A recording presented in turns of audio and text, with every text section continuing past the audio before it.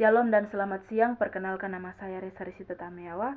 Di sini saya akan membacakan firman Tuhan yang terdapat dalam Lukas pasalnya yang ke-14, ayatnya yang pertama hingga ayatnya yang ke-35. Firman Tuhan berkata demikian. Pada suatu hari Sabat, Yesus datang ke rumah salah seorang pemimpin dari orang-orang Farisi untuk makan di situ. Semua yang hadir mengamat-amati dia dengan seksama. Tiba-tiba datanglah seorang yang sakit busung air berdiri di hadapannya. Lalu Yesus berkata kepada ahli-ahli Taurat dan orang-orang Farisi itu, katanya, "Diperbolehkankah menyembuhkan orang pada hari Sabat atau tidak?" Mereka itu diam semuanya. Lalu ia memegang tangan orang sakit itu dan menyembuhkannya dan menyuruhnya pergi. Kemudian ia berkata kepada mereka, "Siapakah di antara kamu yang tidak segera menarik keluar anaknya atau lembunya kalau terperosok ke dalam sebuah sumur, meskipun pada hari Sabat?" Mereka tidak sanggup membantahnya.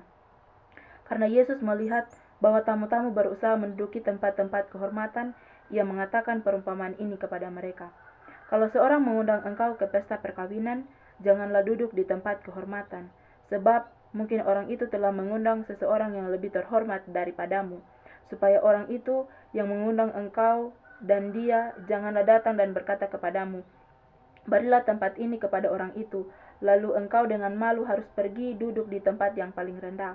Tetapi apabila engkau diundang, pergilah duduk di tempat yang paling rendah. Mungkin tuan rumah akan datang dan berkata kepadamu, "Sahabat, silakan duduk di depan."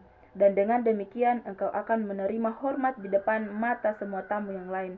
Sebab barang siapa meninggikan diri, ia akan direndahkan, dan barang siapa merendahkan diri, ia akan ditinggikan. Dan Yesus berkata juga kepada orang yang mengundang dia, "Apabila engkau mengadakan perjamuan siang atau perjamuan malam, janganlah engkau mengundang sahabat-sahabatmu atau saudara-saudaramu atau kaum keluargamu atau tetangga-tetanggamu yang kaya, karena mereka akan membalasnya dengan mengundang engkau pula, dan dengan demikian engkau mendapat balasannya. Tetapi apabila engkau mengadakan perjamuan, undanglah orang-orang miskin, orang-orang cacat, orang-orang lumpuh, dan orang-orang buta, dan engkau akan berbahagia, karena mereka tidak mempunyai apa-apa untuk membalasnya kepadamu, sebab engkau akan mendapat balasnya pada hari kebangkitan orang-orang benar."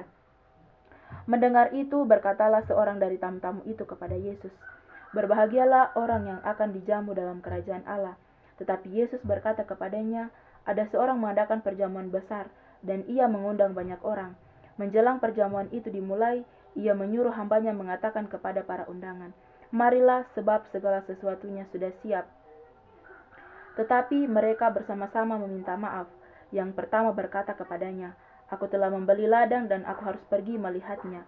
Aku minta dimaafkan.'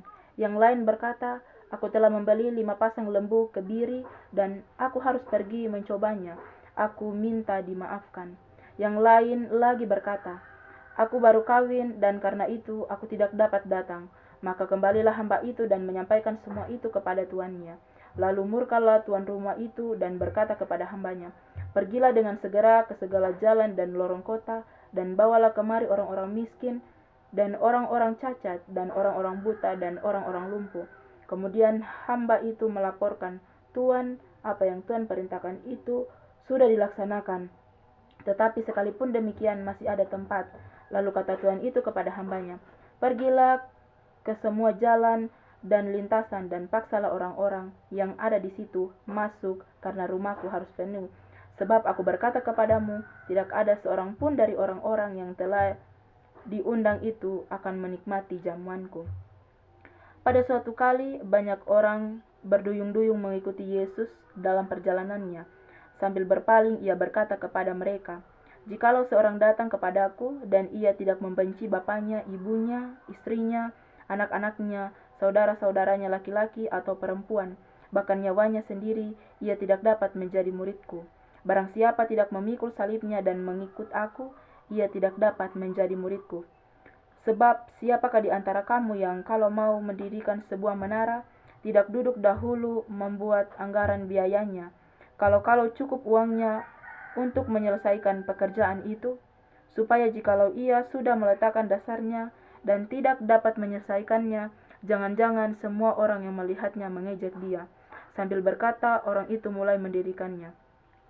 tetapi ia tidak sanggup menyelesaikannya?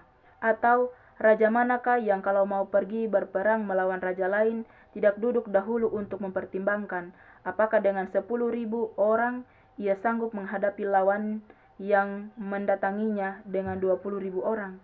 Jikalau tidak, ia akan mengirim utusan selama musuh itu masih jauh untuk menanyakan syarat-syarat perdamaian.